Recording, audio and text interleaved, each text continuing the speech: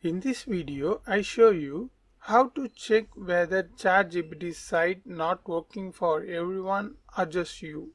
Okay, when you open ChatGPT, if it shows like this, just open a new tab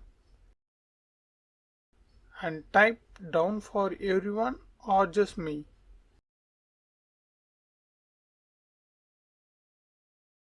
and search.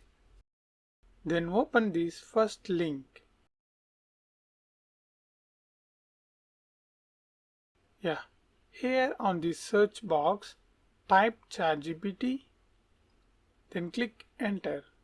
Yeah, here you can see ChatGPT site was facing problems for the last 1 hour. If you scroll down, you can also see recent ChatGPT crash details, when it began, ended, duration, like that stuffs.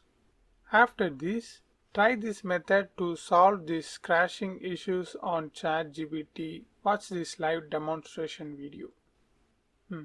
I hope this video really helps. If you feel it helps, then subscribe and share this video with your friends and neighbors. Thanks for watching.